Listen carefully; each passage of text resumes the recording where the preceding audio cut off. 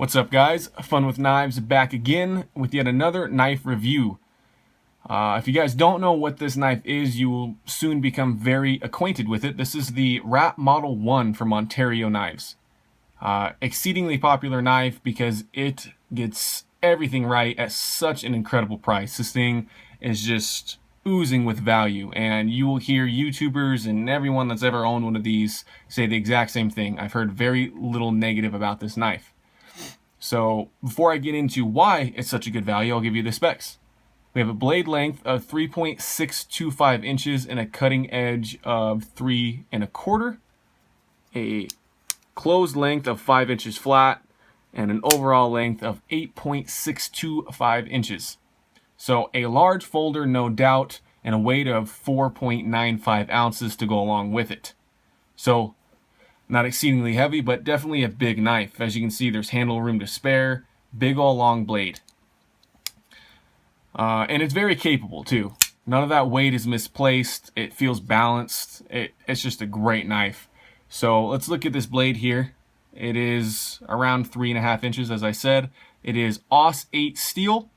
The Model 1 is this one. The Model 2 is a smaller knife with the same design. It's just got a 3-inch blade and a little bit more EDC friendly in my opinion, but we'll talk about that in a minute.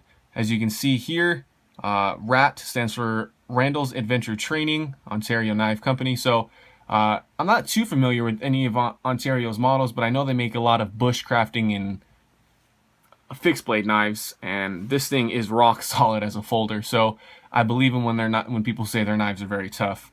I do have a black coated version. I got a nice drop point. It's very simple, good for a variety of tasks, and this is Taiwanese produced, not Chinese, if that matters to you guys whatsoever. And I love the full flat grind on this knife. As you can see there's no swedges, there's no hollow grind or anything like that. This thing is an amazing slicer as well as a piercer, and I can attest to that because if you guys watched that Knives Attack video, like I said, this thing did get into my foot and mess up the edge a little bit too, man. That thing fell from a long ways up. So the blade, exceedingly functional, just no nonsense there. One problem I do have with this knife is that the coating is very cheap. If I can get that to focus. That on the spine there is just from being in my pocket. Now, I've seen people hard use these knives or have them for multiple years, and their coating's completely gone. This coating isn't worth anything. It looks cool, but it's kind of like a black paint job. It just kind of wears off. This knife is deployed by these ambidextrous thumb studs, one on either side. They're stepped to make the action easier, and this thing is crazy smooth, riding on just, I think, maybe one kind of each washer. Just, there's no ball bearing system here or anything, and this is a large blade. And maybe it's the weight of that blade that flicks this out, but this thing is crazy smooth. So I love the deployment. You don't really need a wrist flick. You can just get it with your thumb.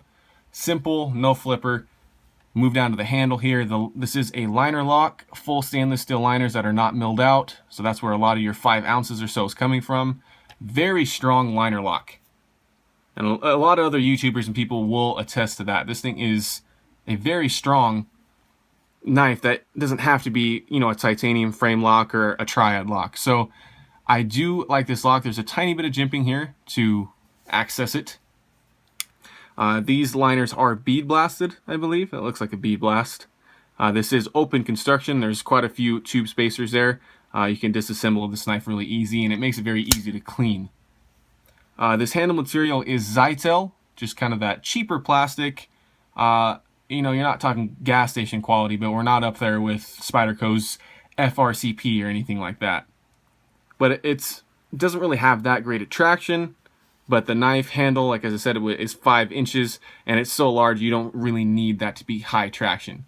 The way this knife is designed, your belly of the knife right around here is really pointed at what you're doing, and then your thumb ramp has a little bit of jimping on it, so you just have a solid feeling grip. The ergonomics are great, they're nice and simple. This handle, in fact, reminds me of the Spyderco Paramilitary 2 handle.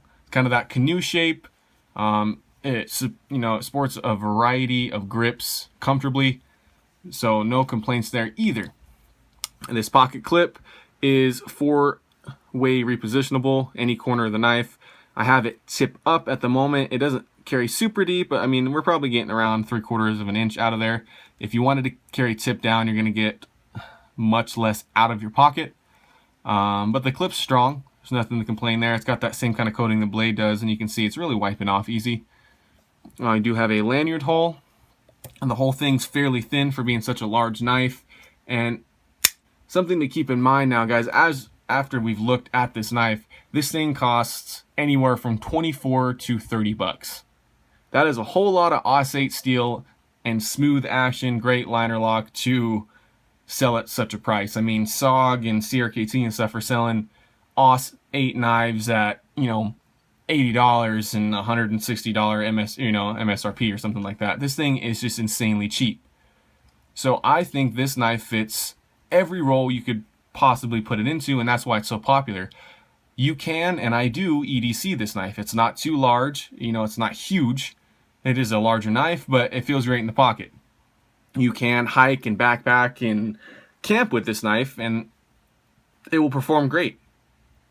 And sure, it can be a tactical knife too with its reach and its strong, you know, stronger liner lock. So when a knife hits all three of those bases, it's usually a home run. Another one of those to me is like the Manix 2, the Paramilitary 2 from Spyderco. And, you know, this isn't in that same class, but for value, dollar for dollar, it is extremely hard to beat the Ontario Rat Model 1. I do not own a Rat Model 2, but I probably will, you know, in the future at some point. Blade centering's pretty freaking good. Might be just dead on. That's great. So no complaints here on the Rat Model 1. I'm sure you've heard, if you guys are, you know, on the fence about it, that no one else does either. So here, Fun with Knives, I suggest you get one. It'll be a great $25 for you guys to spend. Whether it goes in your bug out bag, whether it goes in your car or in your pocket every day, this thing will not let you down. So thanks for watching, guys, and make sure to like and subscribe.